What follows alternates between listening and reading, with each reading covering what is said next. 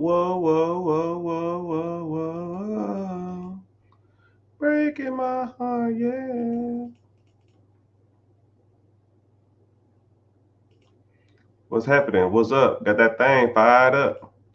Welcome, everybody. Welcome in, welcome in, welcome in. Hope all is well. Hope everybody getting they hustle on. And yeah, we live on all networks except Twitter, because Twitter be tripping. They want me to pay $8 a month to stream there. Golly, man. It is what it is. $8. I'm too cheap for that. I might do it. And I get a verification check. So I can go stream live and I get a verification check. They taxing. They some hustlers, man. Elon ain't playing around. Shit, simple as that. But glad y'all in here. Glad to see y'all tuning in. Subject of the day, well, subject of the minute, first 10 minutes of the podcast or show, or whatever you want to call it. We're gonna talk about credit. And then after that, I'll probably talk about somebody saying Elon Musk is not that smart because financial wise, he's the guy, right? I don't even look up to a lot of financial people, but Elon Musk ain't out here playing around. But hey, what do I know? I can talk about some statistics and data that he done to where we can break some of that stuff down. Also, too, um, yeah, we can talk about some stuff. Anyway, so let's talk about credit, right? Like I said, I'm in the process of writing a book. Book should be out here soon. It's going to be called The Four Pillars, right? And the four pillars are going to talk about three things: credit, investing, real estate, and ownership of a process that makes money or cash flow producing assets. And one of the pillars is credit. So a lot of people don't really put emphasis on credit like they should, but they really need to. So a couple things, right? A lot of people don't realize how much credit affects their lives. Credit will hinder you from getting a car. Credit will hinder you from getting credit cards. Credit will hinder you from getting a house. Hell, credit can hinder you from getting an apartment. Bad credit can also get you not hired at a job. Some banks, financial institutions won't loan you money if you have shitty credit. So just want you to know that credit it ain't going anywhere. The process of borrowing money is going to be here forever, and you might as well have the max amount of credit as possible. When it comes to credit, a couple of things really matter. You have two sides of credit. A lot of people focus on their credit score, and the credit score is half the battle, like G.I. Joe. You have credit, and then you have your credit profile.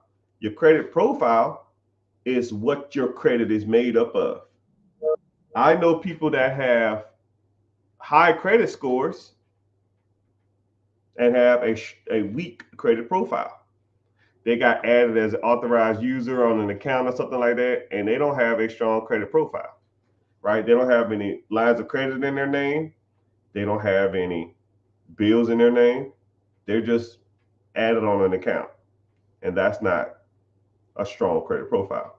And I've seen people with weak credit profiles and strong scores, and vice versa. I've seen people with strong credit profiles and a weak ass score.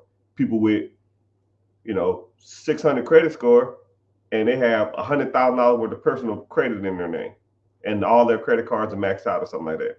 That's rough. So you got to focus on them both. You got to have lines of credit or business lines of credit or personal credit or cars, and pay that stuff over time and have it for a long period of time, and also be working on the stuff to get your credit score high, not paying your bills on time, not going out and trying to acquire lines of credit all damn day, not having a lot of hard inquiries, not having no late payments or charge off or bankruptcies or repos, no baby mama judgments and that shit like that on your damn credit, because all that stuff piled up will issue you out a credit score. So one thing about me or I is that I offer credit repair services. I help people with their credit. First thing we're going to do is we're going to look at your credit profile, and or then we're going to look at your credit score. We're going to see if anything's on your credit that could be worked. Things like your late payments, your charge-offs, if you have any collections, if you have a repossession, do you have a bankruptcy, do you have any hard inquiries? If so, how many? I'll give you a little tip of the trade right now. Hard inquiries fall off your credit every 2 years. So if you're looking at your credit, right, go to Credit Karma, it's free, and go to the Experian app, it's free. Look at your hard inquiries. Anything that's over 2 years in hard inquiries shouldn't be there. If there is, you can call the credit card, the bureaus, and get that removed. But they generally get them off your credit after 2 years, right? Anything over 5 inquiries is considered a lot. If you have 5 attempts at credit every 2 years total, they consider that you a high risk for credit. They are going to try to pretty much not approve you for any more credit because they're showing you out there trying to pull the trigger on too much stuff.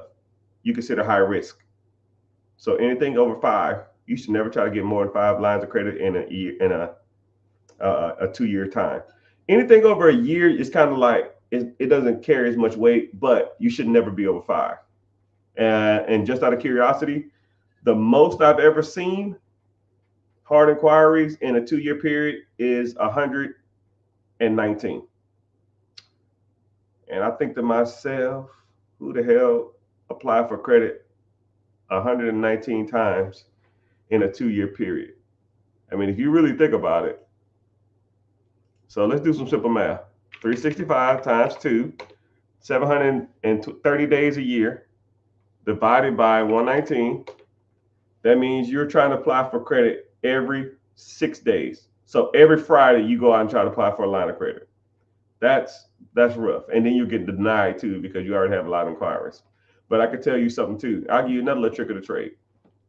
What happens is, as soon as I saw that, the first thing I said is, how many cars have you bought in the last 2 years? And I'll say, before you answer, it's either got to be 2, 3, or 4.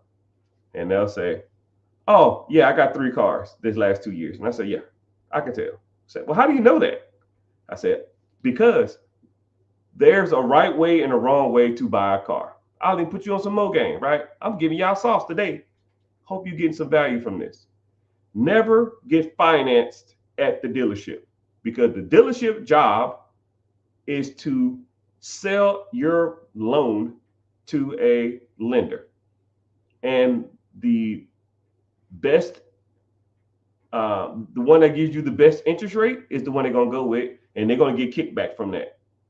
So for example, let's say you want to go out there and buy a 2001 Hellcat. I don't know, y'all love Hellcats for some damn reason. Say you want to buy a 2001 Hellcat, which I know they didn't make Hellcats 2001. That's a joke. But let's say it's a 30 ball, a 30 piece nugget, 30,000 wow.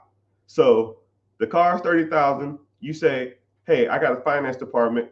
I'm going to see if I can get you financed. Is that okay with you? Okay, cool. They're going to put your information into a system, and it's going to shoot out to multiple banks: Bank of America, Truist, PNG, PNC, all these different banks, right? Boom, boom, boom, boom. It's going to shop out to 15 different loan companies, and then they're going to pull your credit. Ping pong, ding bong, ching dong, ming ding ding. Go to all these different places, and now you have 15 hard inquiries on your credit in one day. And then they're going to come back and they say, yo, I can finance them at 6 months for 6.5. I can finance them 60 months for 5.2, whatever. Well, and all they're going to do is, cool, I'll take your offer. And if they get you to sign that contract, then that company pays the dealership a fee, couple $100, $200, because you finance through them. And that's why they use those companies. It's almost like a kickback, even though that's kind of illegal at times, but people do it. So That's why you have a lot of inquiries every time you go buy a car from a car dealership. That's why you should get pre-approved from a credit union or your bank, and then you just go in there with a blank check and say, yo, I already got pre-approved. This is the car I want, and here's the check. And you just write it for that one time, and you're done. That's the proper way to buy a car. If you want to buy a car, even though you should be buying hoopties and for cash and dogging them shits out till they fall apart. But hey, what do I know? All right, anyways, so if anybody wanted to sign up for a credit repair, or anybody wanted to do more with their credit, first thing you're going to do is you click the link in the bio, join the free webinar. It says Be Your Own Boss. The powers that be don't like when you talk about credit. It's like one of those taboo industries. So you can't say stuff like gambling, day trading. Like, they hate that type of stuff. Credit repair, even though it's not a primary business structure of mine, I do offer the service. And then one thing about me too is that if we do a credit repair, it's all done for you. It ain't none of these other guys where they'll say, hey, you want to sign up for credit repair? Send me your information. Here's your $500 bill, or here's your $200 a month.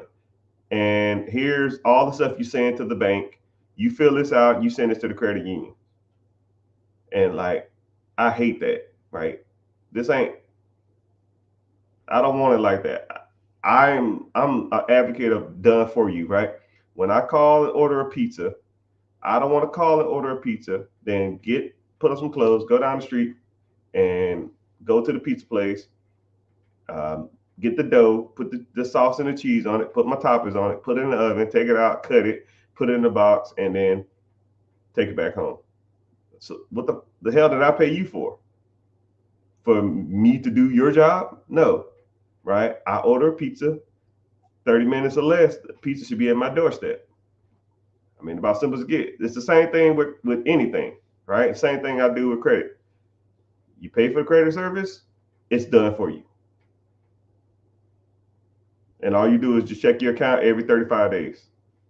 And if you need me to pull a report, I try not to pull a report every 35 days, but if you just want one, I can. But that process should take 6 months. I tell people all the time, it was like, yo, can you do it faster? I got stuff to do. I was like, well, it didn't take you 6 months to mess it up. It's not going to take 6 months to fix it, right? You've been messing this train wreck up for the last 7 years, right? You can have some patience. So it depends on what you have. But what we do tackle hard inquiries, repossessions, late payments. Nothing's guaranteed, people, but it is what it is. I try to get it all off, and if I can't get it one time, I'll keep going till I get it off. So we add positive accounts. We add positive accounts, then we remove all negative accounts, and then we check any type of misspellings of your name, and we check for wrong addresses on your credit too. So I met one individual. He had a kind of a messed up name. We spent one whole month just fixing his name on all his credit things. We fixed his name, I think it was like 24, 25 times in 1 month. His credit score went up 80 points just by fixing his name, because he had a weird spelling of his name, which as soon as I saw it, I said, yo, is this right? He said, oh yeah, that's right. I said, you know, this is wrong. He said, yeah, that's just the way they spell it. It is what it is. So, I mean, I guess that's credit repair in a nutshell. I don't want to harp on that too much. But if you're interested in credit repair, or you have any credit questions, you can ask them along with any other questions, because, like I said, my objective is to get everybody in the world mastering the 4 pillars of financing: credit, investment, ownership, and real estate. So, and for those who think, okay, let's talk about this when it comes to credit, because I really didn't harp on this that much. To me, there's really no such thing as good credit or bad credit. Credit is there to, it's only as good as you want to go for. You know, that if that makes sense. So for example, Mr. Richard, what's considered a good score? Okay. Uh, let's say if you need a 680 to get an SBA loan and you have a 660, is your credit good or bad? It's bad. Okay. Well, say if you need to buy a house, you still the same 680, you want to buy a house. A FHA loan is a 580. Is your credit good or bad? It's good. So is there such thing as good or bad? It's only contingent or subjective on the application you want to get. It's like saying, is this person ugly or not? I don't know. Who are you trying to talk to? If you try to talk to someone like, I don't know, Jennifer Lopez, then she might say you're ugly. But if you try to talk to someone like Lizzo, she might think you're attractive, right? It depends on who you ask. It's the same thing with credit. To me, there's really no such thing. There are better credits than others, but your objective should be always to focus on certain criteria that you want to get. If you want to buy a house, get your credit scores to house level. You want to get lines of credit or business credit, focus on that. You want to get investment properties, focus on that. You want to get a VA loan, focus on that. You want to get business SBA money, focus on that. And now you have a target. Once you hit that target or exceeded that target, now you go out and use that credit for what it was intended for, to buy stuff without paying for it all up front. I mean, it's kind of a weird concept to even think about it like that, but a lot of people think that they just have to have this like magical score. Man, I got to get an 800. I don't give what you got. What's an 800 doing for me if I don't make money off of it? Yo, Mr. Rich, I got an 845. Don't care. How much lines of credit do you have in your business name? Well, none. So what's the fucking point? Don't care.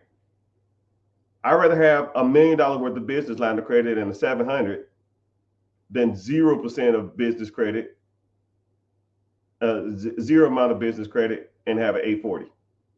Don't care. You're not impressing me, right? Go out there and slide that card and buy 3 Sprinter vans and put them bitches on Turo and outfit them for hikers. That's impressive with no money out of pocket. Not, look at my Credit Karma. Watch this. I got 845. Don't care. Don't care. How are you using that credit to make you money? That's impressive. The number's not. So enough of that credit stuff. So let's get to the questions of the day.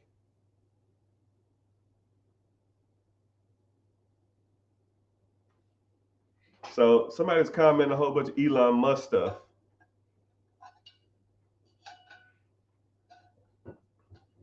Don't talk about my savior. I'm not a starstruck person, but I have 4 people to meet in my life, and I've only met one. 4 people in my lifetime that I want to meet. Everybody else is just normal people to me.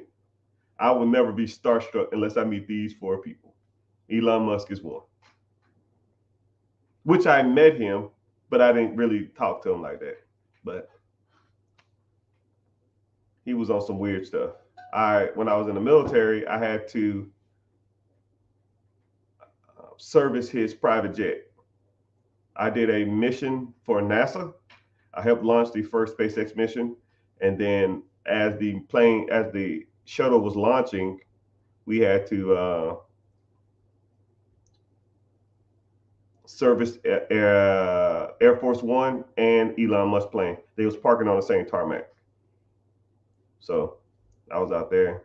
I met him for like 2 seconds. A quick nod, and he just kept walking. He's taller than I thought, and he walks weird. But that's another story.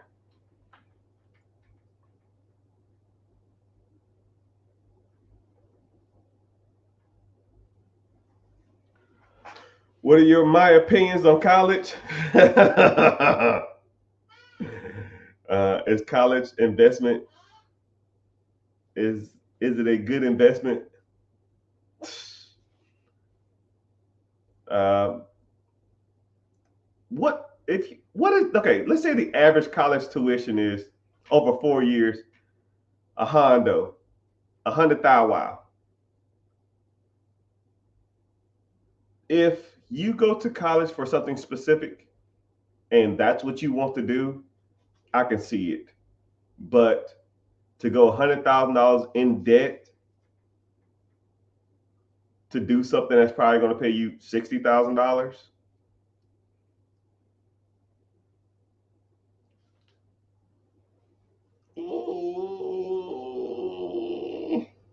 I mean, you really think about it. The average person who doesn't have a college degree makes $48,000 a year. Now, what is it?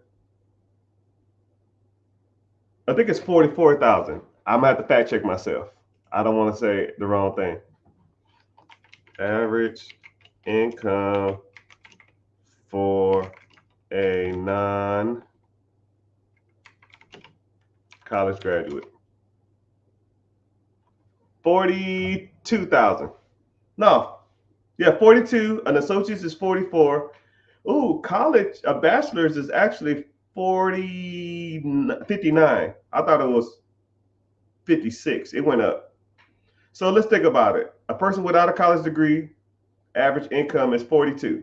An average person with a college degree is 59. So simple math, 59 minus 42, 17,000. Wow. All right, let's say the college degree costs 100,000. Wow. Minus or divided by 17,000. That's 6 years you have to work. That's 6 more years you have to work to get your money back. However, a lot of people say, well, you can make your money back in 6 years. Yeah. Was you working while you was in college? Probably not. So that's 4 extra years that person made over you. Does that make sense? So now you're going to have $100,000 in the hole. Okay, sorry, I take that back. 42,000 times 4 years, 168,000. And now you divide the 168,000 by the extra $17,000 a month, or $17,000 a year. That makes sense. So now it's 10.1. So it will take you 10.1 years to catch up to that person. Actually, more than that, it'll be like 14 because one person starts at 18, the other person starts at 22, 23, and then they start working. But that one person at 18 is already made. And that's if you put the $17,000 extra a year towards the college tuition, which you're not, but just for sake of argument.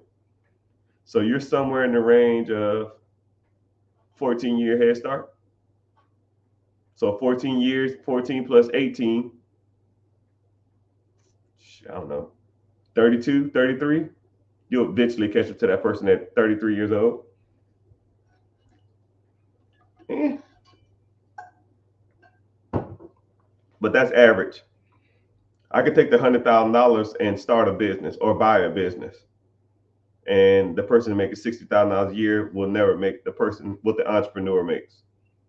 So I want you to think about it like that. Entrepreneurs are the highest, or entrepreneurs and financial services. That's the industry. Financial servicing is the highest paid industry in the world. Pretty much entrepreneurs.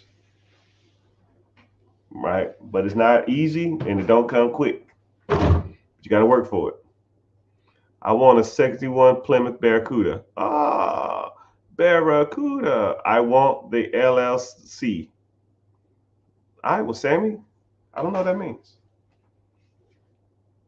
Go get an LLC.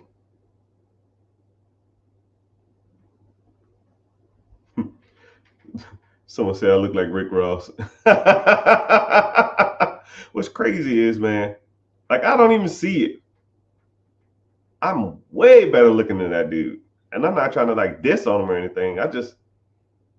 There's no way in hell I resemble Rick Ross. It's just the beard, and we're both dark skinned. And he talks slow. It's the biggest thing I ever seen.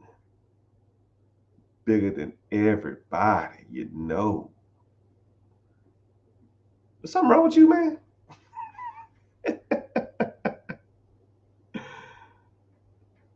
Bunny, what's happening? Jay Gillen, you in here? Hey, man, I heard you gave away a Cybertruck to somebody who watched your video. Hey, man, I want a Cybertruck. Give me a Cybertruck, man. Damn. One of my celebrity buddies. He strolls in here and don't say shit and then bounce out. You're killing me, man. You're killing me. At least let me get on the YouTube. I need some street cred. You know, honestly, I don't even need that. I don't need the money. I don't need the fame. I don't need nothing from you. I just want to know how to properly say your name. That's it.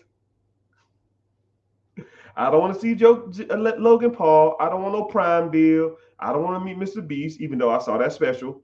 Don't care. All I want is for you to teach me how to say your name, because I've heard 4 different ways to say it. But you're strolling through, you probably don't even listen to what I'm saying. It's all good. If I have an open cash loan and want to go through the SBA, you should give back the loan. An open cash loan, like an advance pay loan or something. I don't even know what that is. But okay, the SBA is going to check for a credit score. If you have debts owed and stuff like that, it's almost like when you're trying to buy a house and then you owe like all these other people all this money, man. They're going to be like, yo, what the hell is this, man? You got to get this off of here and stuff like that. You gotta fix that type of stuff. Who's the one you met? Oh yeah, it was Elon Musk. So 4 people I want to meet. I met Elon Musk, but I want to meet him. Not like what up? Kept walking. I want to meet Obama. LeBron James, a huge LeBron James fan. I wanted to meet Kobe Bryant, but he passed away though. And I don't know. The last one kind of varies from people to people at times, but probably just Barack Obama and maybe Jay-Z. Maybe, but I'm not really worried about that. I really don't care about Beyonce that much either. But I just think it'd be kind of cool to meet Obama. But I've met every president. I met Trump. I met Biden. I met Trump like 7 times. He was kind of standoffish, right? And I'm unbiased too. I don't care either way. Love him or hate him, I don't care. I'm real big on like being personable to people, especially people who are like in service to you. You know what I mean? Like if I've been standing out here for 3 hours waiting for you to come to service your aircraft, and you don't even like, hey, thanks, or any of that shit, nothing. It was just the most acknowledgement I've ever gotten from him was this. Kept on walking. What the fuck? I was saying I had 3 hours in this hot ass sun waiting for that. AC Slater, what's happening?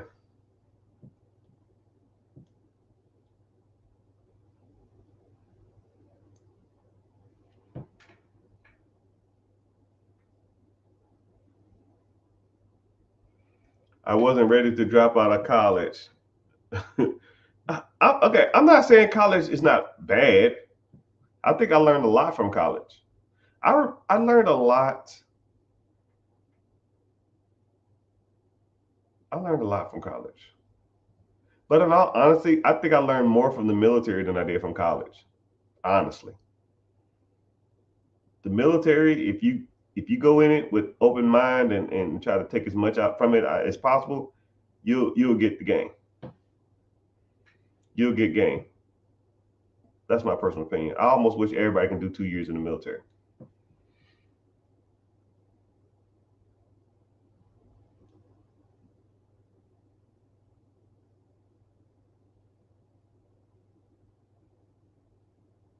Hey, is my mic working? I'm gonna show it down. Can you hear me? Can you hear me? Can you hear me?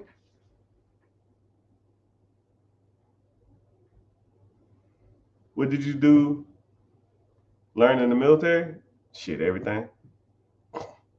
I learned a lot. You know, the best thing I can honestly say, the best thing I learned in the military is I got forced to be a military training instructor, a TI or MTI or whatever the hell you want to call it. And you have to go to what's called uh, not buds, BIC, basic instructor basic instructor course. And what they do is they teach you how to talk, which you talk your whole life, but you don't, the way y'all talk, you don't realize how bad you sound until you are taught how to talk from a professional. You see how I can just carry on the conversation and I have good structure, I have good pitch, I have good delivery. That stuff, it's a learned skill. And I didn't know anything about it. So I'll give you a great thing. Teach you how to yell at students. Yes and no, but there's ways to do things. And when you yell, you don't really try to like hurt your vocal cords, right? There's ways to do stuff.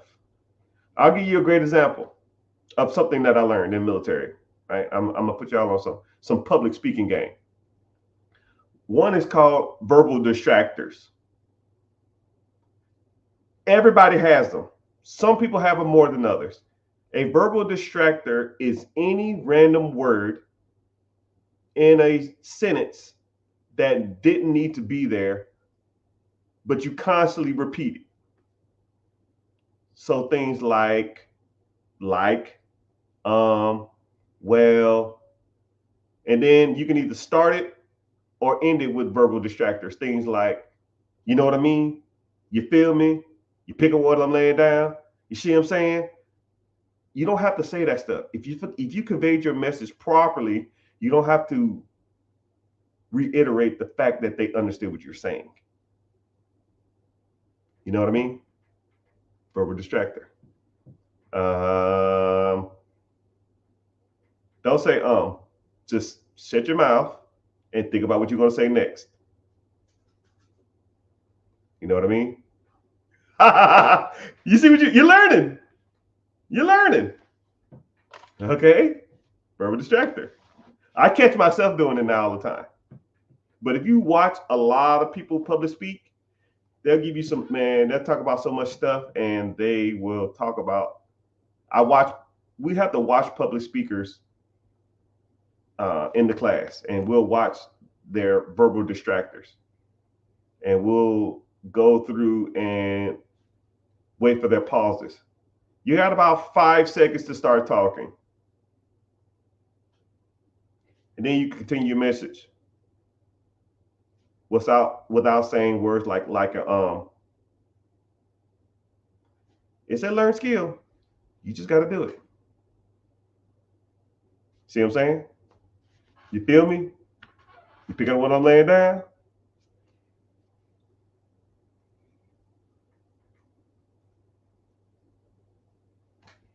But there was a lot of things that was taught there, right? I'll give you another one, right? There's another one. Shit. Now you're gonna be trying to listen to me, trying to hear me mess up. Don't focus on that. Focus on the message.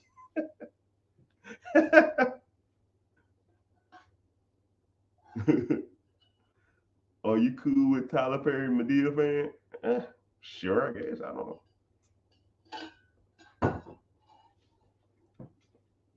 Also, too, we talked about pitch. We talked about delivery. We talked about hand placements.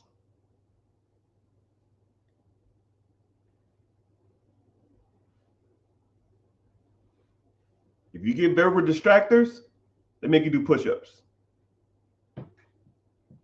And then what we do is we record you. We record you, then we watch it back in front of everybody. 3-minute speech. So the first speech they give you an impromptu speech about yourself. 3 minutes. And you first hear it, when you first hear yourself say who you are as a person, you watch that video, and then they make everybody do it. And then they get to teaching. After about a week, you watch that same video again. You're like, what the? This wasn't even me. Oh, yeah, it was, buddy. You was bad. Know what I mean? Verbal distractors. You will hear yourself. Once you turn once you turn it on, that you hear yourself saying it, you will never say it again. Well, I say it all the time, but I don't care. It ain't like y'all checking for me, but I'm the best of the best of the best, sir.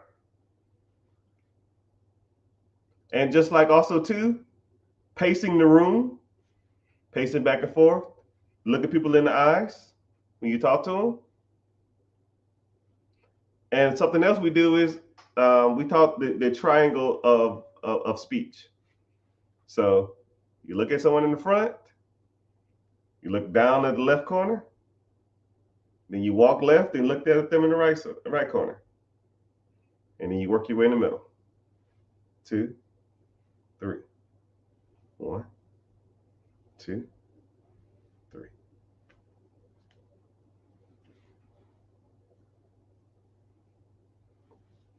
And after I got out of that class, I hated watching people public speak for about 6 months, because all you did was watch people look like idiots on TV. And my favorite is watching politics or politicians speak without a prompt. Oh,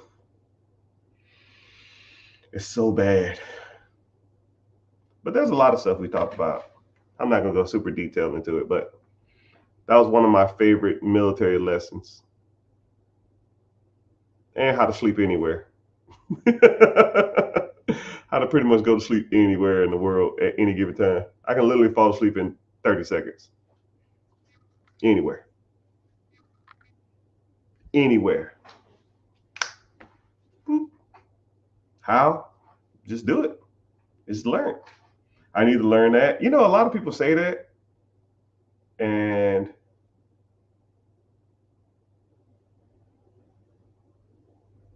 I don't know. I don't know. I don't know a world without that. At least now. So ask the questions. What's going on? I don't want to talk about me and my military service.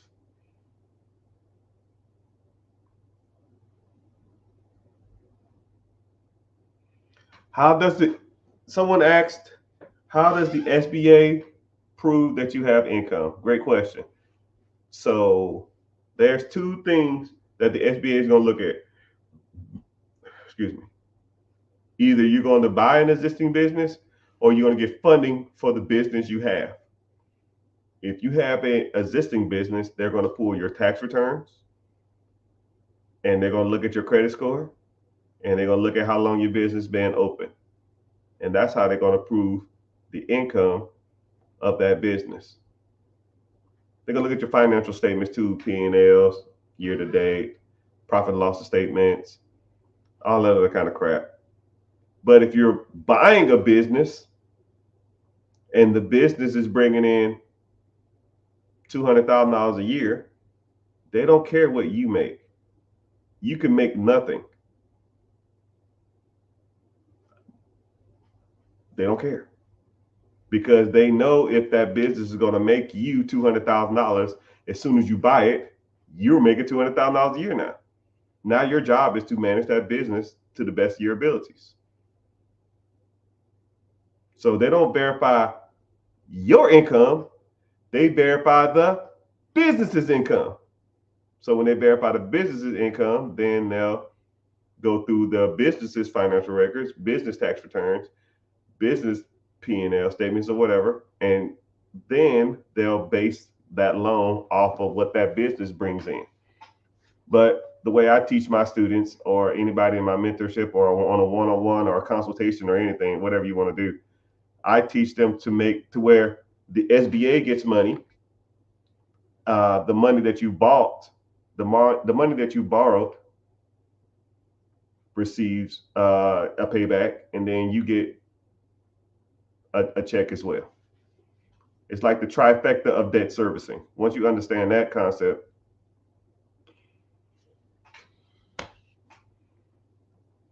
kind of downhill from there.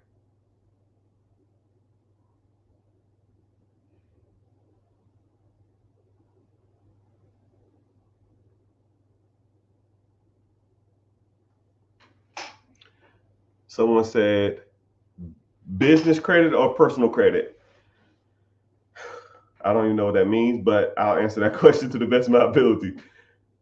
Business credit is okay. I'm trying to give you a good analogy. Your personal credit is it's like a show car.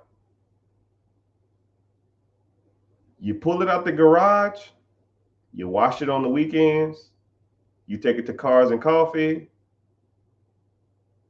you put a sign up front of it and say, "This is my nice car."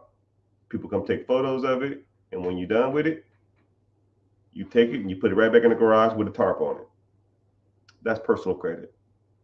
I mean, that's business credit. I'm sorry, that's personal credit. Your business credit now, that's that 94 Honda Civic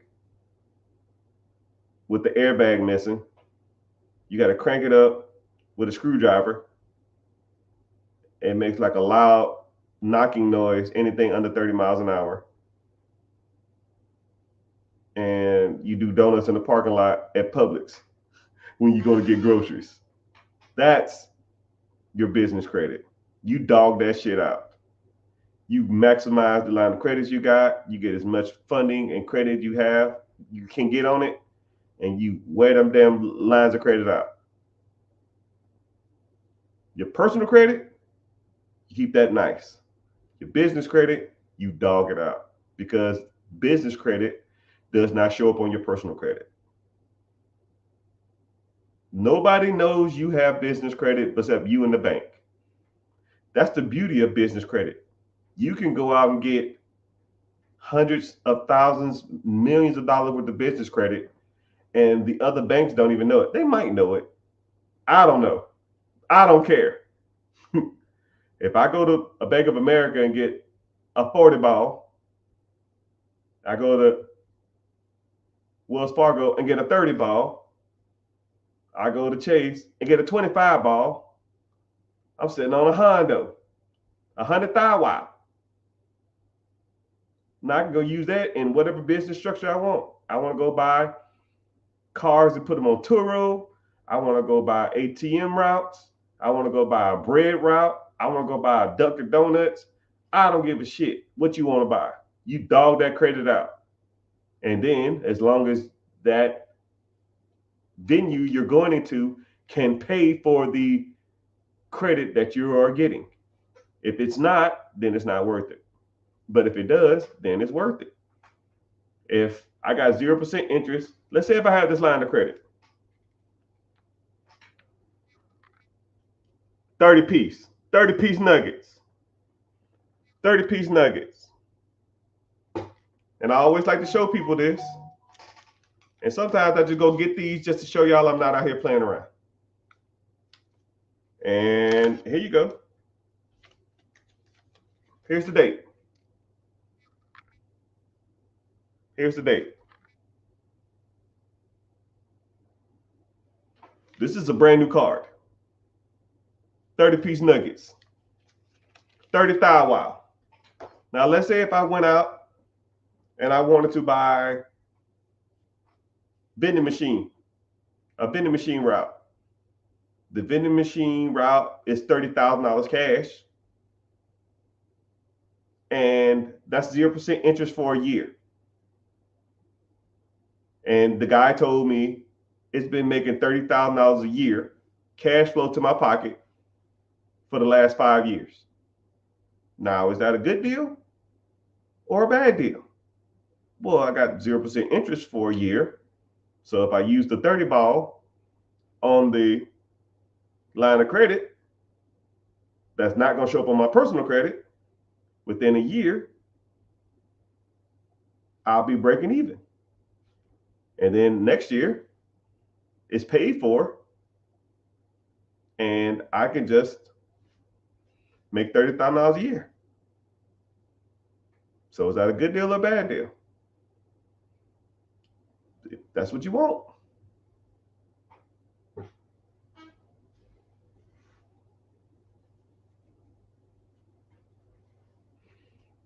Somebody said, we need a serious and trustworthy receiver who can receive a large amount of money in the wallet and monetize it. Send me a message directly. Huh? I don't even know what that means. But yeah, the answer to your question is business credit is really nice. Personal credit, you just take care of it. Business credit is like your girlfriend that you don't care about, and your personal credit is like your wife. You take her out, nice dates, you put on a nice dress, show her off to your friends. That old little ratchet girlfriend you had, you don't care about her. Business plan, yes, if you want a business plan, I can help you write it if that's what you want, but you don't need a business plan. Business plans are for only certain types of loans. So if you wanted to get a CDFI loan, or you want to get a micro loan and get funding to start a business, then yes, you need a business plan. But like I said, why start something when you can just buy it from scratch? I mean, why start something when you could just buy an existing business? Why get a $50,000 loan to start a business when I can get $50,000 line of credit and buy a business for $500,000 that's making $200,000 a year? Day one. So I'll even do the math on that. Let's say if it's making two hondos a year. That's $557 a day. You buy it on Friday. On Monday, there should be $1,500 in your bank account. I mean, this ain't rocket science, people. It's not rocket science. That $1,500, you might got some debt servicing. You got to pay back the SBA loan, but the SBA loan ain't $200,000 a year. Not even close. If I borrow $50,000 from the bank, or had $50,000 saved up, and I put it down on a business, when I make $200,000, after I pay back the government, that's going to be 50 gone. That leaves me 150. Then I'm going to pay back myself for my down payment. That's another 50, 60, whatever it is. So now I made $90,000 first year. I paid myself back on the line of credit I borrowed. I paid back the government or the SBA or the bank, and I paid myself. I make 90. I paid myself back, the line of credit back 50, 60. I pay back the bank or the SBA government 50.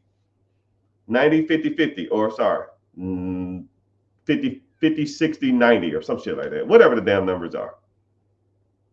I make 90, pay back the line of credit, 50, 60, and I pay back the other 50. Win, win, win. Everybody's getting checks. And that's where it gets good. Year two, you don't have to pay back the line of credit. You already paid it back. So now instead of you making 200, you take away the line of credit or the SBA payment, which is 50,000. Now you make $150. $1.50 divided by 12 is what? 13,000 a month. Who can't live off $13,000 a month? I'll wait. I will wait. In your personal opinion, is it better to buy a business or start a business? Shit. I just answered that. But I'll answer it again. But I'll answer it differently. Let's say if I gave you this 30-piece nugget right here. I gave you this $30,000 worth of line of credit. Or I put $30,000 in your account. And I said, yo, go start a business. I'll make it 50 because 50 is a little easier. I gave you $50,000. You saved up $50,000. You got $50,000 worth of line of credit. Don't care. Okay, cool. Go start a business. What kind of business? A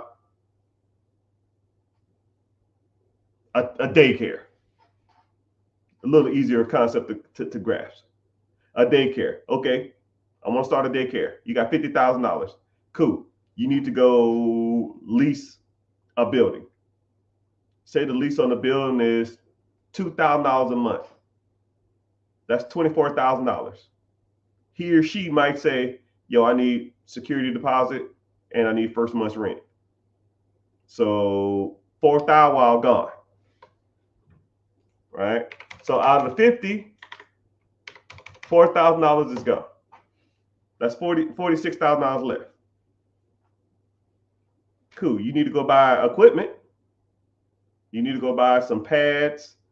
You need to go buy little play areas. You need to go buy chairs. All that kind of crap, right? Some equipment. You might be all into that, probably $5,000.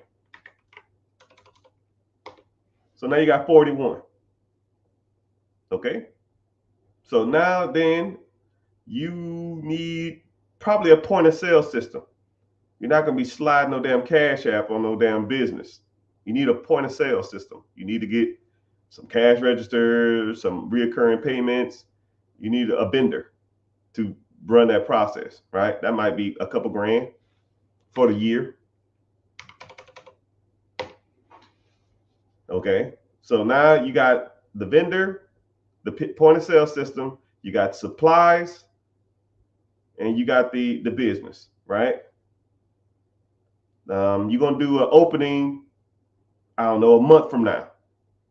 So now a month passes, you owe another month's worth of rent. So now 39 goes to 2,000 down. So now you're at 36,000, right? You got employees.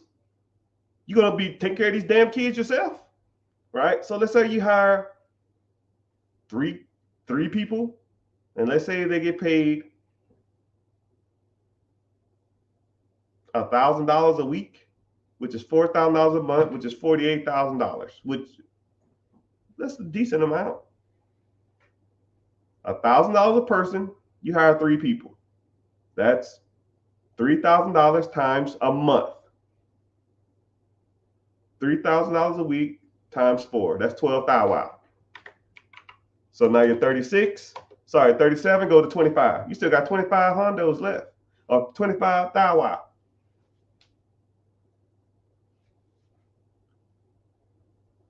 Are kids showing up there? You put a sign out, no one came. Oh, you got to market. I got to run Facebook ads. I got to run Instagram ads. I got to run ads on TV. Shit, that's what? A month? I put you at $2,000, $3,000. I'll put you at $3,000 a month. You got $22,000 left. You got employees. You got point of sale system. You got marketing. You got a lot of overhead. And ain't a child came in that shit. So you pretty much negative 28,000. You're negative $28,000. And you're on month 2 and you damn near ain't got no kids in there. And what's crazy is You borrowed a line of credit from the bank. You made a payment on that, right? You made a payment. Let's say it's $500 a month. You 2 months in. That's another $1,000. You got electricity in this place. Another $500 a month.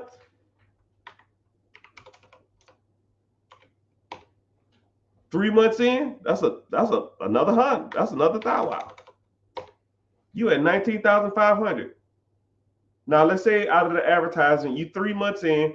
Let's say if you get 3 kids coming in, 3 kids, you're charging them $150 a month. That's $450. 450 times 4. That's $1,800. So I'm gonna add $1,800. Add $1,800 for the first 3 kids. Wow. Now that credit card payment coming up again, negative $500.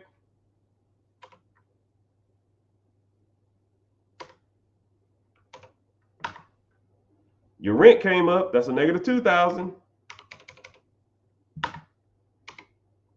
Water, cable, electricity came up, that's another $500. Your payroll came up, that's another $4,000. You got $12,000 left on this line of credit. At this pace, in 3 months, you will be broke. You 4 months into starting a daycare with $30,000, $50,000 worth of line of credit. You have a break even, right? And it's probably somewhere in the range of to cover your kids, to cover, I ain't even talking about snacks and all other kind of shit. I ain't even got to that stuff, right? We ain't even talking about food, right? But let's say your break even is 15 kids. It's going to take you at least 6 months to get to that point. But you're going to be broke. You damn near got $12,000 left on month 3 because you're starting a business from scratch. And I want to put this in my name. I want to take pride in this. No, that shit don't work, man. But now let's take a daycare that you buy. Same concept, you just buy it existing. The daycare costs $500,000. It produces $200,000 a year in income to you. You put $50,000 down from this line of credit, it makes $200,000 a year.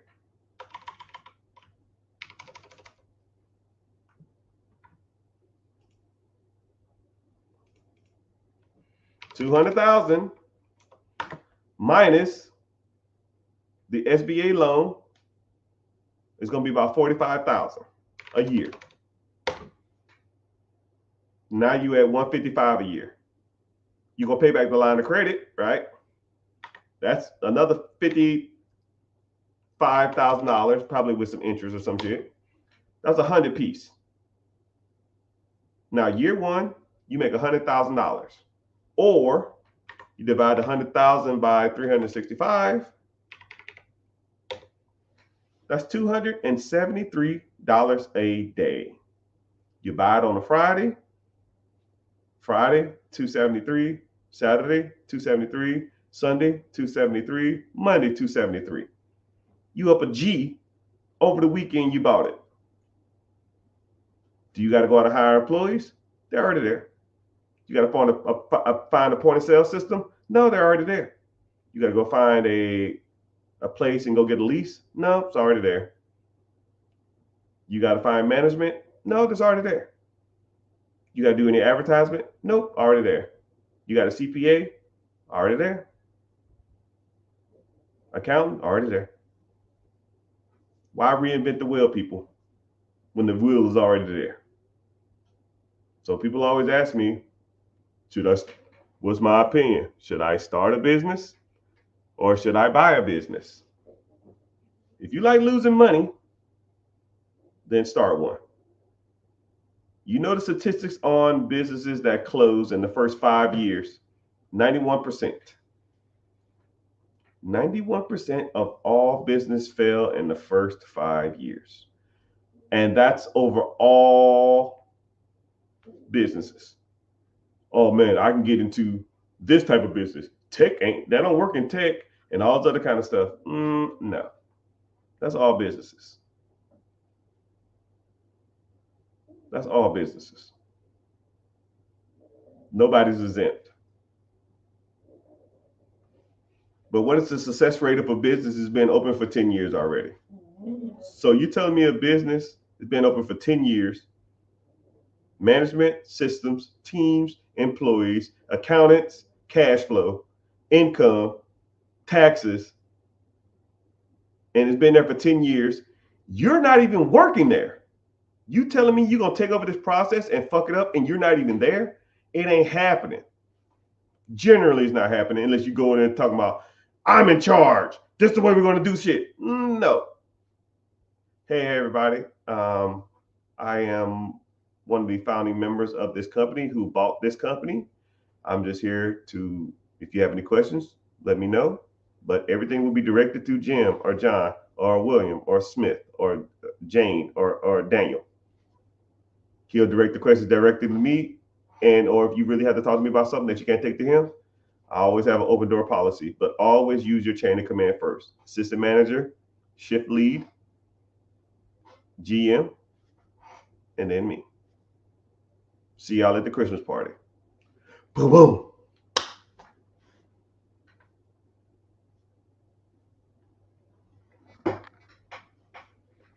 Someone said, can felons buy or use SBA loans? Felons can't use any government programs. It's kind of crazy how that works. Felons can't use any federal programs. However, he said, can you buy an existing business? Yeah.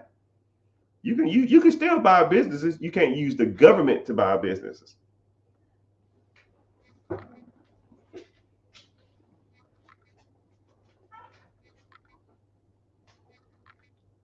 You can't use the government to buy a business, but you can use the banks to buy a business. The only difference between the SBA and the banks is the amount down. The businesses, the structure and all that kind of stuff is still all the same. Excuse me. So for example, if you wanted to buy a business through the SBA, I think it's 10% down or even 5% down. But if you want to buy one through the bank, I think it's like 15% down or even 20% down. You're just going to have to come up with more money, but you still can buy a business.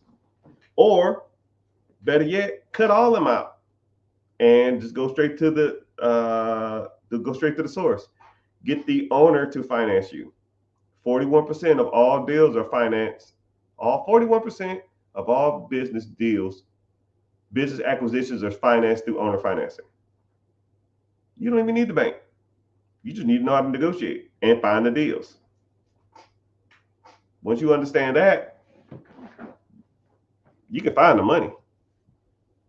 I mean, and the bad part about it is sometimes I'll have a deal on lock. This was back in the day though, but I have a deal on lock and I have the SBA, pretty much on my side. I have all the down payment and stuff like that.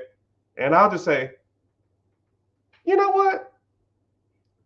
Just out of curiosity, can I get, I won't say that, but I'll say like, can I, I'll say the same generic statement. You can even have this one. Man, the economy is extremely risky right now, and it's expensive to borrow money now. Interest rates are ridiculous, and I'm really interested in this business or this house or this property or this process. Is there any way we can negotiate owner financing to get this deal done? Something along that line. I have a copy and paste statement. Hold on. Actually, I'll find it for you. I will find it for you. It's the universal statement that I say to all my leads. I'm gonna see if I can find it.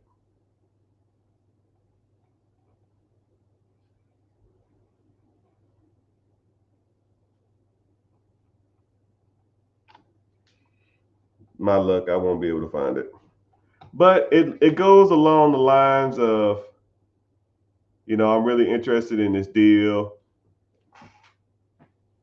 Um, Money is really expensive right now, and at the current interest rates, I don't know if this will financially make sense. However, if you're open to like owner financing on terms that me and you can agree to,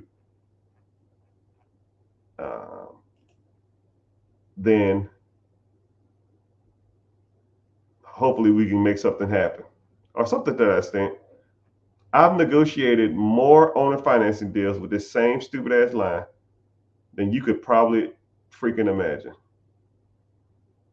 I, you'd be surprised, man. And better yet, I'm like, damn, all you got to do is ask. The worst they can say is no. What are they gonna do?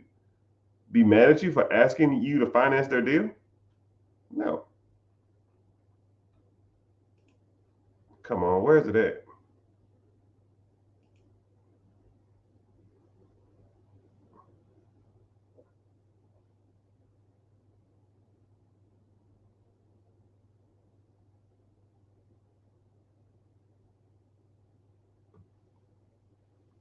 Hell, here's one right here. Here's an older deal that I was looking at. I ain't gonna show you, but I asked the guy, "Can I get owner financing on this one property?"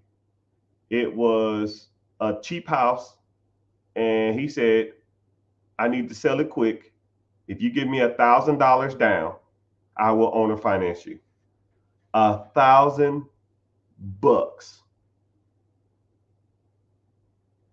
$1,000. You know what? Screw it. I'll show you. I'm not gonna show too much. Owner financing available with $1,000 down. With owner financing with only $1,000 down.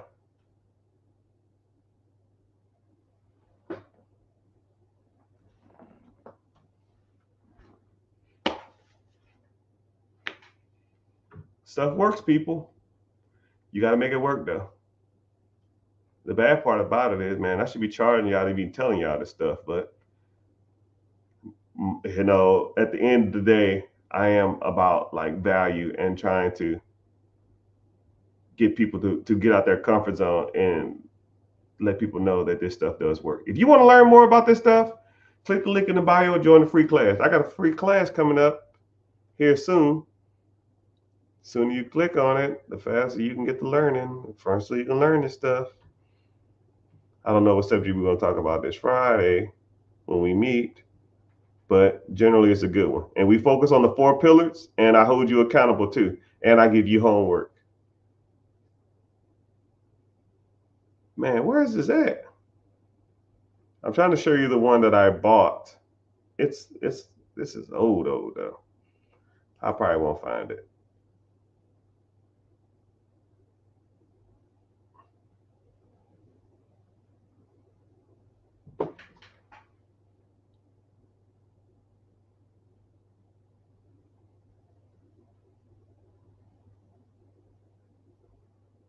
I didn't even see this email.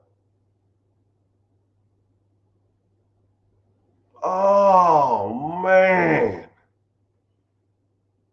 Damn. I just lost a Hondo. Damn it. Damn. Sorry. That's what happens when you don't use your email. Now I'm in a bad mood.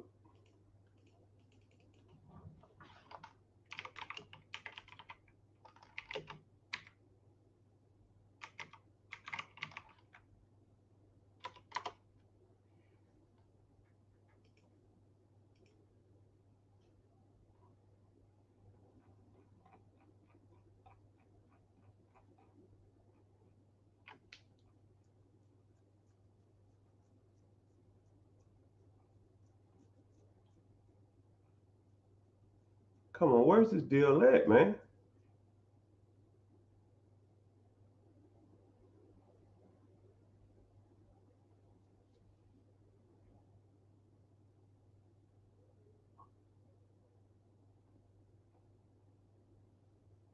A 30-30 ball. A 30-30-30. A 30-30 ball. You know what? I don't even care. Maybe that's it.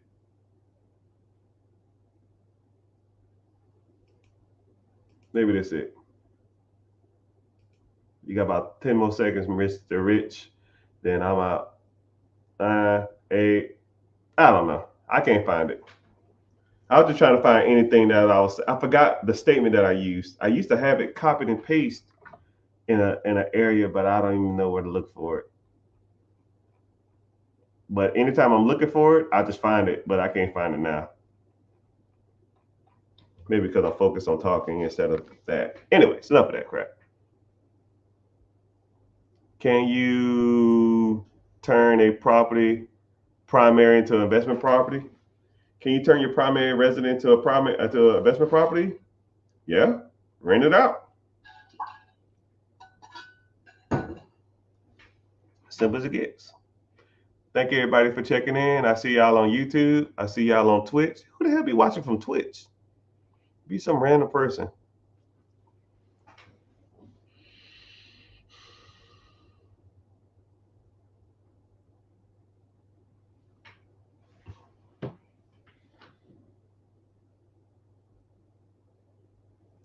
So would you analyze the opportunity for someone who wants to get in the game?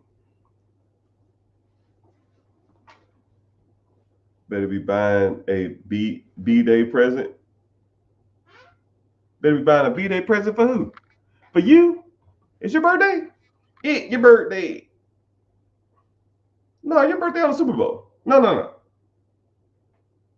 You was born on Super Bowl year.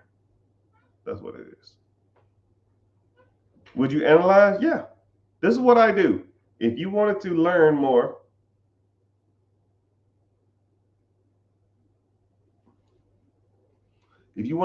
click the link in the bio, join the free class. And what happens is we meet, and if you want to move forward, I teach you how to find deals, negotiate deals, buy deals, fund deals, all of it.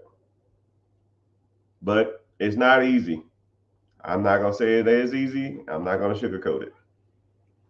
Because it is work. You got to put in the work, man. You got to put in the work. Nothing comes to anybody who sits on their hands. Damn, I can't believe I lost that deal. Man, I almost want to message them and say, it's still available. That shit's gone. Gone. Crap.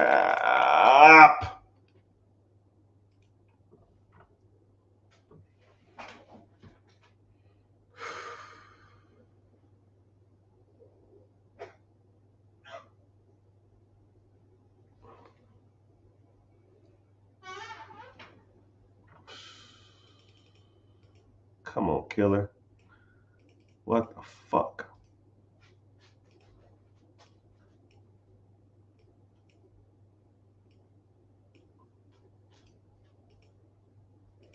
I'm gonna look at how much money I lost.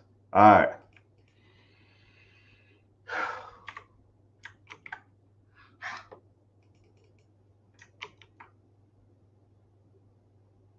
I don't even want to know.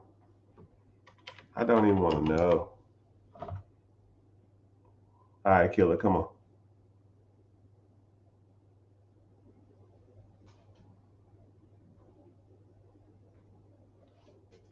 Okay.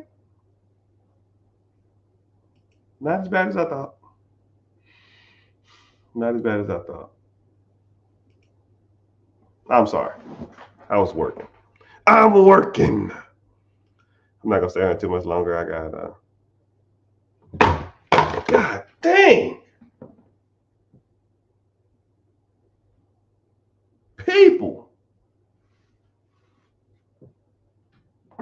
Ah! It ain't my day today. I can't get a break.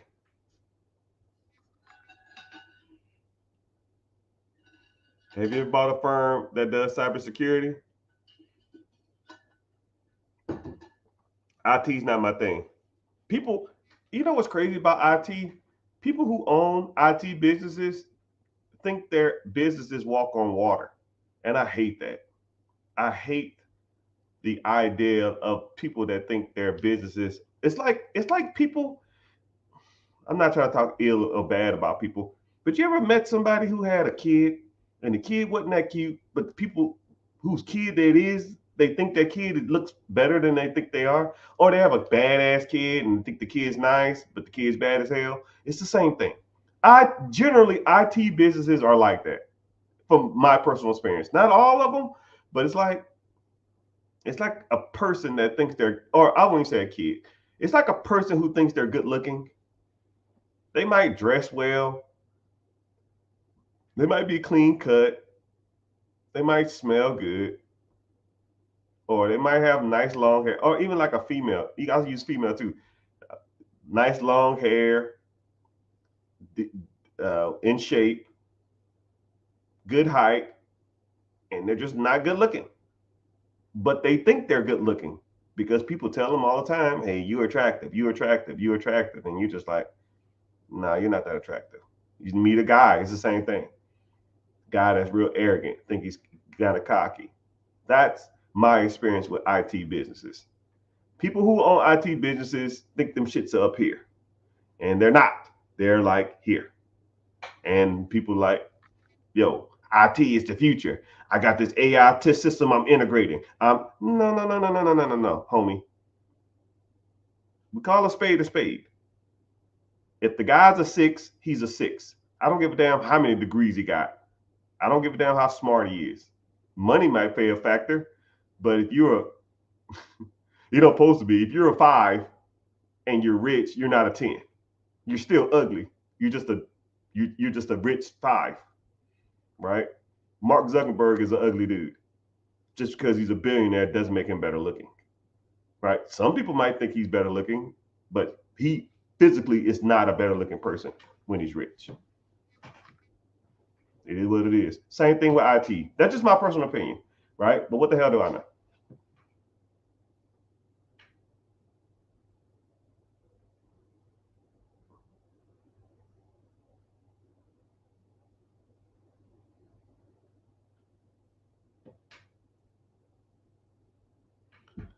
And doing Louis. We Louis. Okay, I'm gonna give you a big overview, a synopsis of what's going on. There's an individual. I'm not gonna say his name, even though I already said it 3 times. Who is coming in? I think he's coming into a large sum of money, and he is trying to his damnness not to pay capital gains tax on that money. And he comes in here and he like rewords the same question over and over and over and over and over and over again. Okay.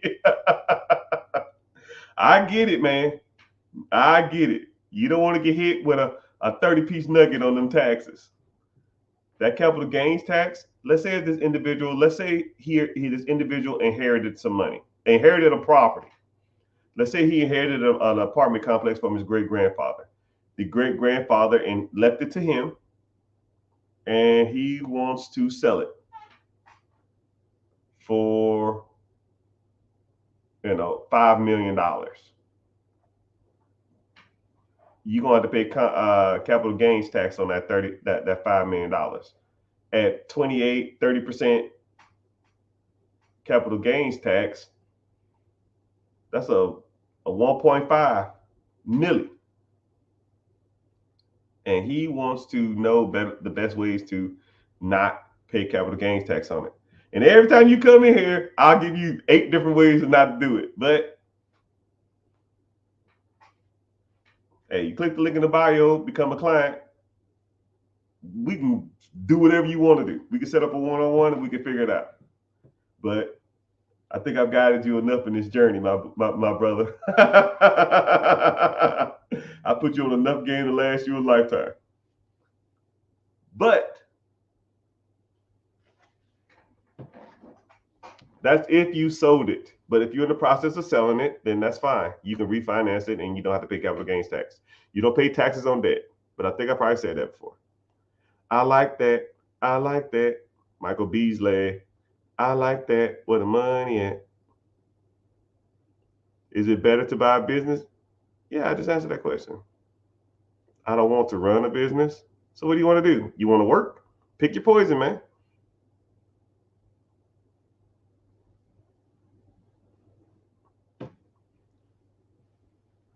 So they're actually games that learn how to master starting a business then selling them. Yeah. I meet people like that all the time because let's say if I'm looking for myself, I'm looking for someone else or someone showing me a deal or I'm talking about a deal, I'll look at a business and I can look at a business for comically 30 seconds and know that a person is just starting businesses, scaling them to where they're profitable, have all the systems and stuff in play, and then selling them. But you can tell with 2 minutes of looking at it, you say, okay, I can already see what they're doing. Because the numbers are inflated. Somebody might buy it, but you can tell when the numbers are really, really inflated. And it's a lot of other factors in it, but you kind of can tell.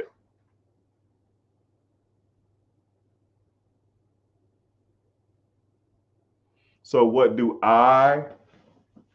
So say if I have good credit, do I leverage that to get to business credit? Yes.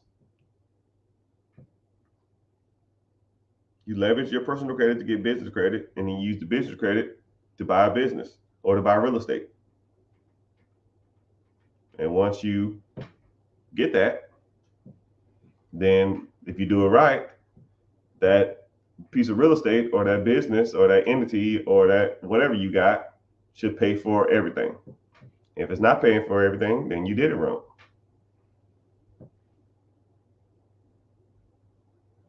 But I have like 4 tools that anybody in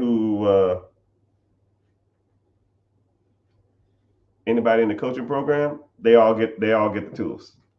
You plug in 3 numbers into this calculator, it gives you every number you need. And you say yes or no, just based off those 3 numbers. It already does it for you. And then a third number will pop up. You take that third number to the SBA, and you say, "Hey, SBA, this number is blank, blank, blank." They'll say, "Nope, we won't even approve that." So you're not wasting their time. You're not wasting my time. You're not wasting your time. But those things are things you need to learn.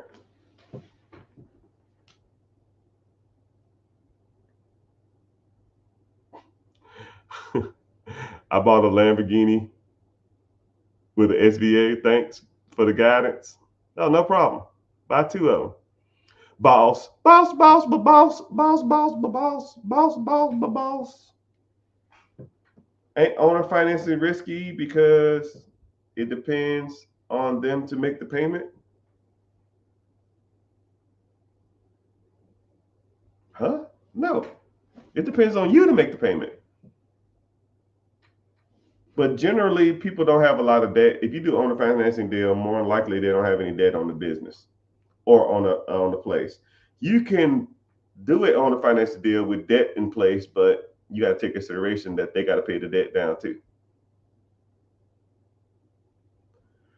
Or you got to get another loan to pay off their debt after a certain amount of time. But there's a few ways you can do it. To me, it's easier to negotiate a piece of property than a business deal with owner financing when debt's in place. But they both had their ups and downs. Boss, what's happening? I'm glad you're here.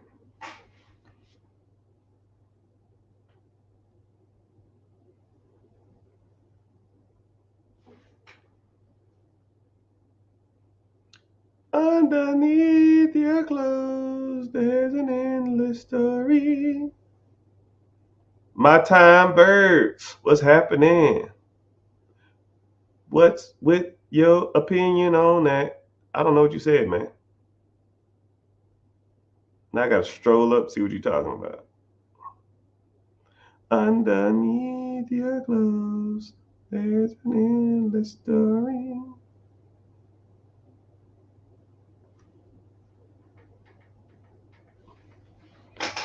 Get an LLC in another country? I don't know what that means. Why would you do that? You in America. I don't know how that works. I know the SBA, you have to be a United States citizen and or not a felon. If you're not a felon and or have a United States citizen, you can get an SBA. You need good credit and be a United States citizen to buy a business in America. Well, I don't even think you even need to.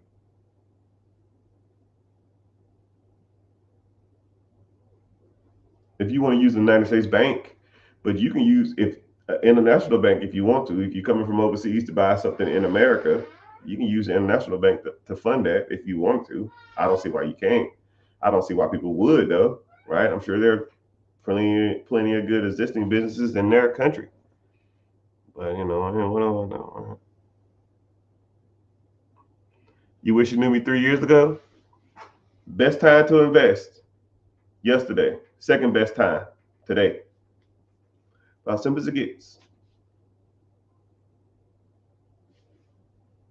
Underneath your clothes, there's an endless story. When this is gone, I'm right here. I'm getting off. I gotta get ready tonight for or not tonight. I gotta get ready for another call and some other stuff. But yeah.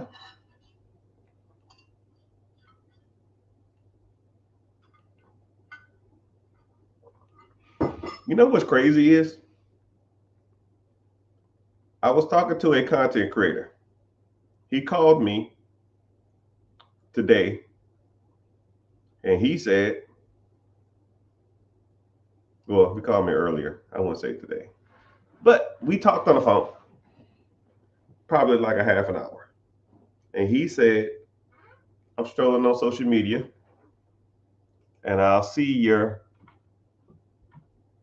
content. And I will listen to you speak for about, 20, 30 minutes. And I'll be like working on the garage or something, and I'll just put it on and listen to you talk. And he said, you give people way more value than they deserve. He said, you could be charging some of the stuff that you asking these people. You could be charging thousands of dollars for this. And I said, I know. He said, well, why do you do it? I said, because I give you a good analogy. It's like a football game. A person might be wanting to get an extra 2 yards, an extra 1 yard, an extra 3 yards. 2 or 3 extra yards ain't worth it to me. I want a touchdown. My goal is touchdowns. I don't give a damn if I have 200 yards or 160 yards. I want touchdowns. My objective, and I've said this every day or every time you talk to me or every time you hear me talk for the last damn near year and a half, especially the last year. I've been real heavy at least this year, heavy on this. My objective is to be the biggest content creator, white, black, on all social media platforms when it comes to this money thing. Right? The people out here now are trash. Dave Ramsey is trash. Robert Kiyosaki is trash. Well, he's good, just he's out of touch. Tony Robbins, out of touch. All these guys out here now are out of touch. So we need better. We need better representation in the minority community. We need better representation amongst a younger demographic. Because I'm not even that old. I feel like I'm not. And I want people that represents what I believe in and understand the modern struggles of society. Some guys say shit like save up 20% down payment and get a 15-year loan. Yeah, if I make $190,000 a year, you can do that. But the average person can't do that. So how does the average person buy a home? How does the average person work on their credit? How does the average person buy investment properties? How does the average person invest in the stock market? How does the average person maximize their 401k? Does the average person even know what the hell maximizing their 401k is? If I went through the average person and said, what is maximizing your 401k? Right? Let's test this out. I don't know how many people on here. Between all social media platforms, we probably got 70 people. What is maximizing your 401k? I want to see how many different answers I get. I'm not going to judge and I'm not going to be mad. I don't care. That's why we learn. That's why we learn. Increase your contributions. Somebody said, I don't know. Maximize contribution matching with the question mark. Get a couple more answers. I'll wait. If they don't answer, it's fine. Get one or two more.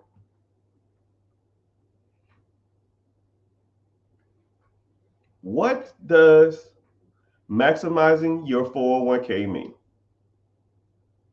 Hell, I've met people that don't even know what a 401k is. One student of mine, I talk about him all the time, but I'm not going to say his name. He was supposed to enroll, he'd been at his job for 10 years. Never contributed to his 401k. And they did a 7% max. Put in the most you can to the max, someone said. Make you wait forever to get your money back. Make you wait forever to get your money back.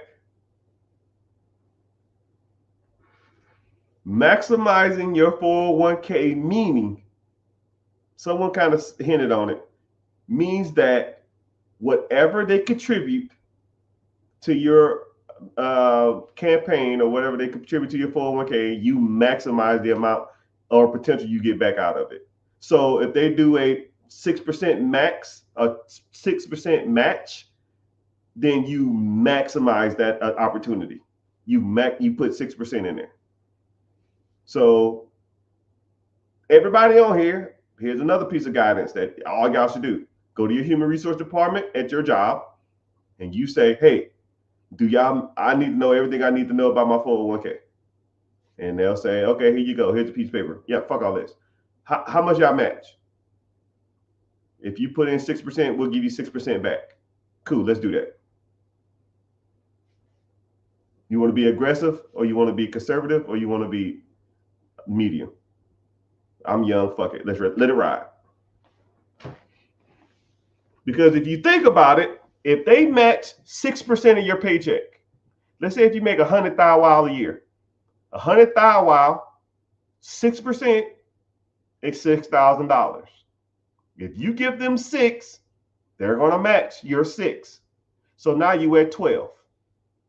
1 year, you got 12. $12,000. You put $1 in a bucket, and then you pull out $2. Now I don't know how many buckets you hang around, but it ain't too many that you can do that to. Everybody should be maximizing that shit. Even stuff like that. No one even talks about that. And that's not including, and that shit's in the stock market too. So now you can make 10% on the stock market. You can make 10% on that money on the stock market. Right? So now your $12,000 is going to make $1,200 from compounded interest. So now you up 13.2 in 1 year of a max contribution of a 401k. If you make $100,000 a year and you put 6% in. Thank you. You're welcome. Now you're an investor. And a lot of people say, yo, man, I can't, I'm going to have to wait to take my money out. You remember the wrong thing, man. Let's say I need that.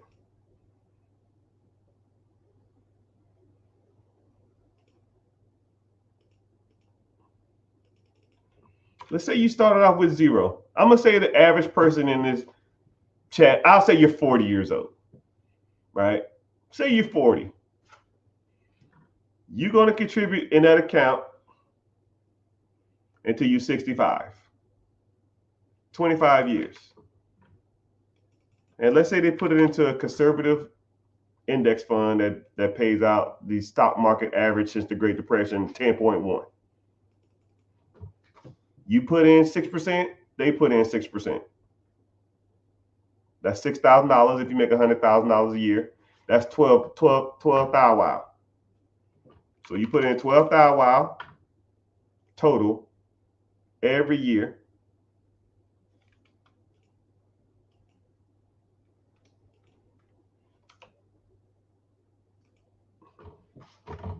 You start at 40, you do it to 65,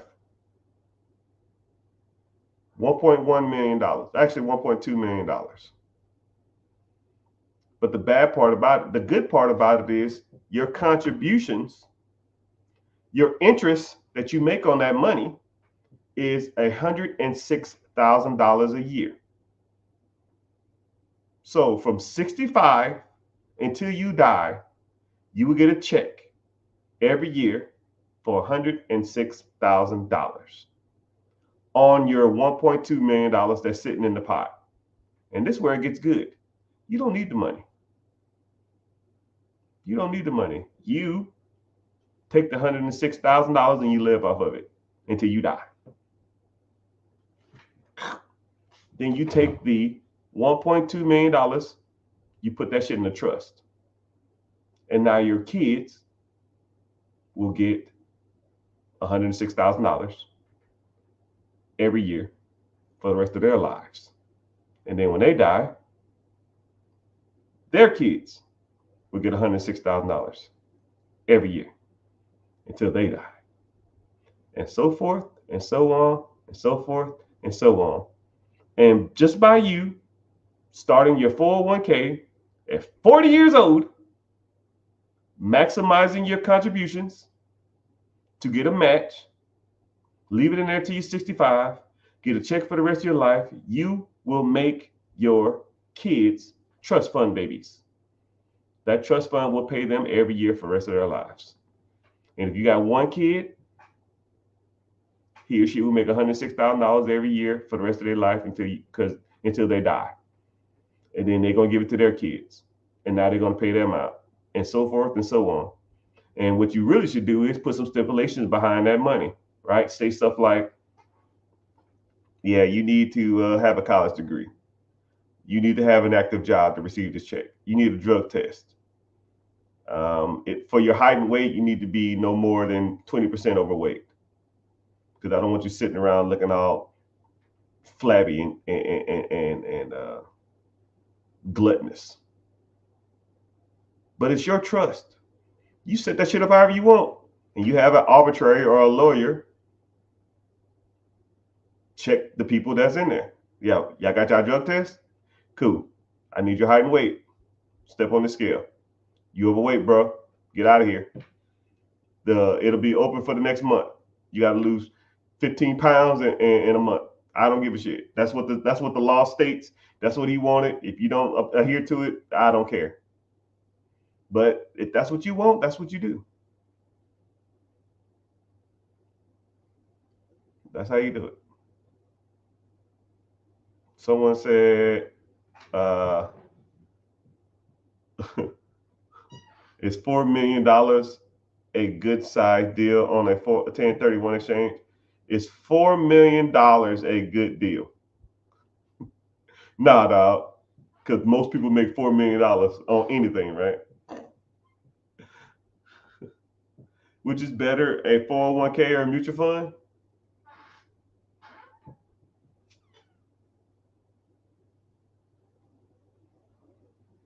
401k, you could take You can take mutual funds out without any penalties. You got to pay taxes though. A 401k, you can't take it out without penalty. And 401k is designed for employees to incentivize their employees to invest. So the only reason the 401k even exists is because after the Great Depression, people wanted nobody wanted to invest in the stock market again. So the government and businesses stated that, yo, what we're going to do is we're going to start a 401k program to where we're going to incentivize people to get back into the stock market. And what we'll do is we have to, as businesses, we have to contribute a certain amount of money to incentivize people to invest in the stock market. That's where the whole match comes from. Because prior to the Great Depression, they didn't even have a 401k. Like that shit didn't even exist. And they started a 401k program and nobody was investing in it. So the businesses and the banks and the governments had to come up with a reason why they want people to put their money into long-term investments. That's the only reason that shit even exists, because they screwed up everybody's money in the 30s and the 40s, and nobody wanted to invest their money. So the jobs and the government and the bank said, yo, if you put 5% of your income into this pot, we will give you 5% on top of that. And they said, okay, cool. That sounds like a deal to me. That's free money. And the crazy part about it, that program's been around since the 40s. 80 years later, it's still running around thriving, and a lot of people don't even do the shit. It's free fucking money. People don't even do it. It is what it is, though. It is what it is. It is what it is. But yeah, my peeps. No, I was saying from above. Oh, what's his name? Still talking about $4 million? You've been working on that deal for like 6 months, man. 6 months. I'll be like, yo, man, I'm good. I don't even want it no more. Well, for $4 million, a $1.2 million deal for 2 years, I'm just like, yo, man, like I'm good. I ain't want to be stressing over this. Nothing should take this damn long. My goodness. You probably spend more time on that than if you were just working a regular job. You wouldn't probably make that kind of money, but you've been talking about that for like 5 years. But it is what it is. What's up, Instagram? I see you.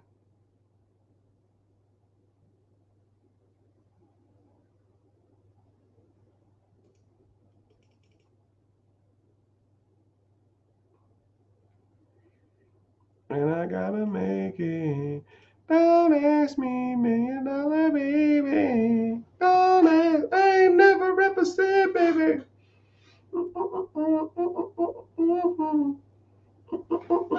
I gotta make it. Don't ask me, $1 million baby.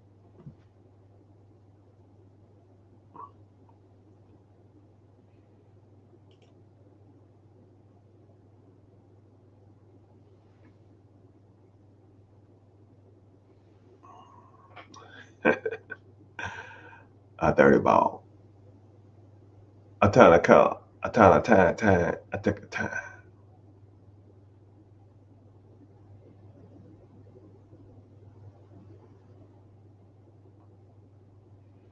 Colors.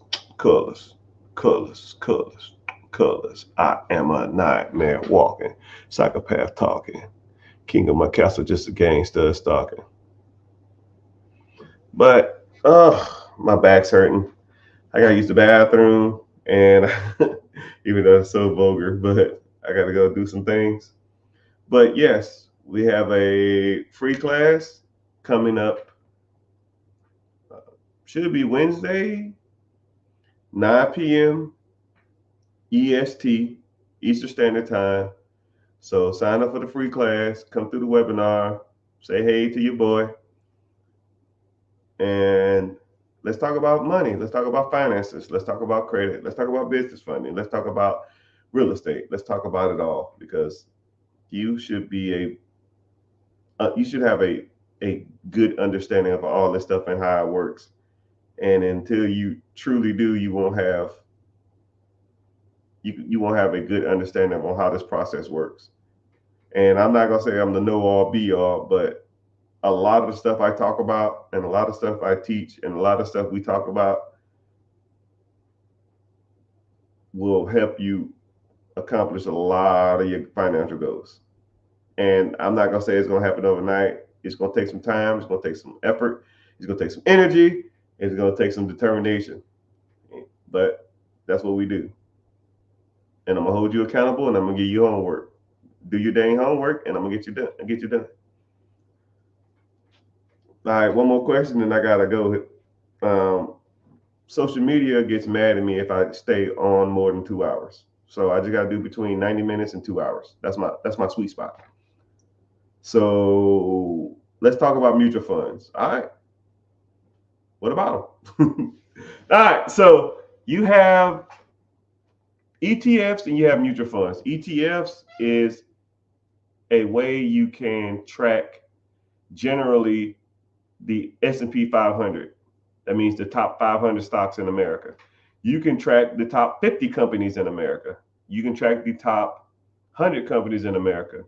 You can track the top 250 companies in America.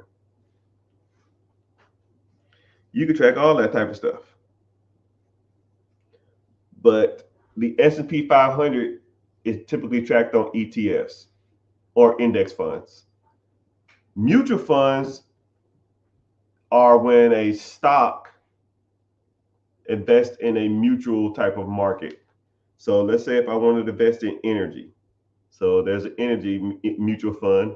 It's a lot of energy companies. I always use a car company because it's a whole lot easier. Let's say if there was a mutual fund that invests in car companies. So they invest in Tesla, GMC, Volvo, whatever, right? Every Toyota, Honda, Nissan, right? And they have all these car companies in a collective want to invest in a car company, then you invest in a mutual fund car company because you get all the mutual fund, you get all of them in one.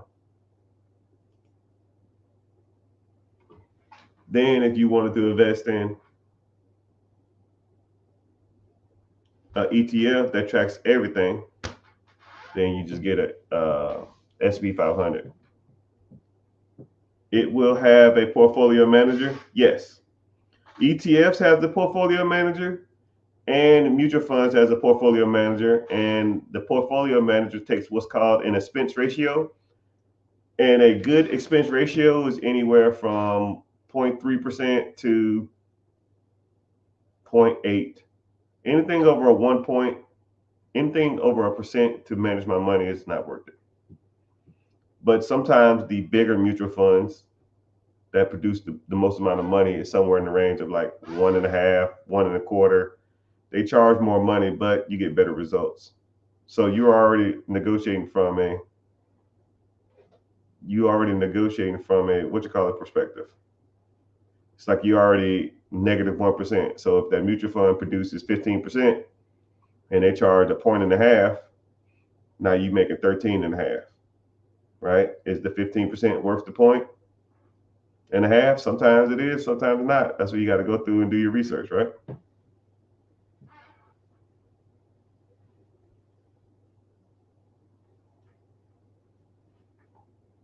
Someone said, I have a 660 credit score and 15 inquiries. How soon can we get those off? I don't like the key words, right?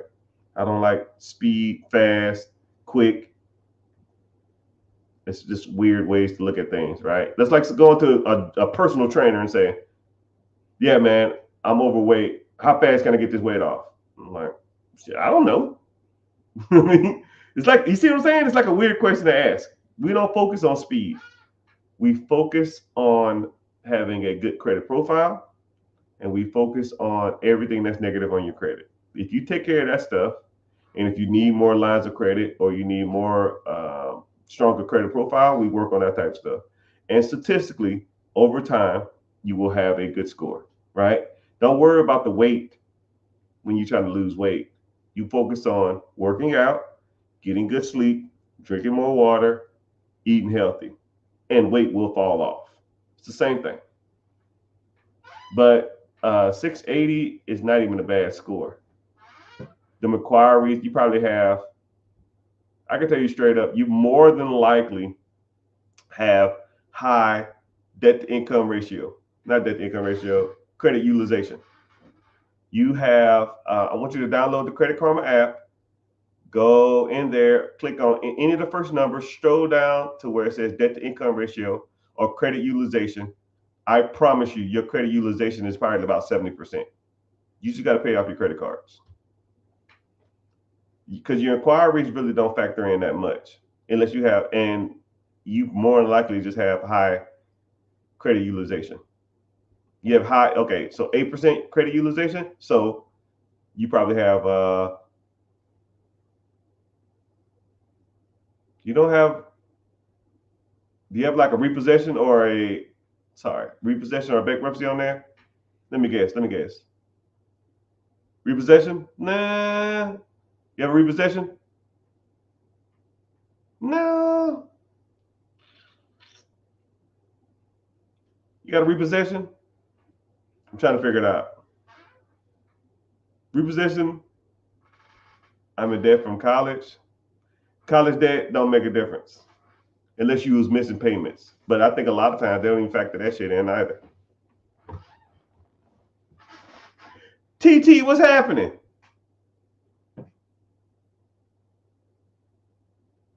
No repossessions or anything?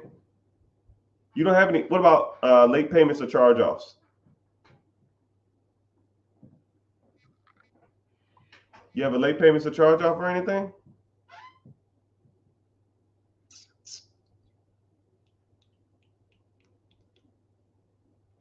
Late payments, you probably have some late payments. 8% utilization. There's something else on there. It ain't hard inquiries. 87% payment. There we go. Late payments. I knew it was on there. 87% co-sign for my family. Never do it. But 98% payment history means that you have a lot of late payments. And those late payments are probably on all three bureaus. You miss one payment, it goes to all three. So now you got three. You missed 4 late payments. You have 4 late payments. Now you have 12 because you have 4 on each bureau. So you got to dispute all 12. So now you have 14 hard inquiries, which anything over 5 makes your credit score drop because it shows you desperate for credit. And you got late payments now. So you are a prime candidate for credit repair. Or you can try to get it off yourself, but like I said, why would you want to do it yourself when you just pay somebody to do it? I can make pizza myself. Why the hell would I do that? I'll just pay somebody to do that.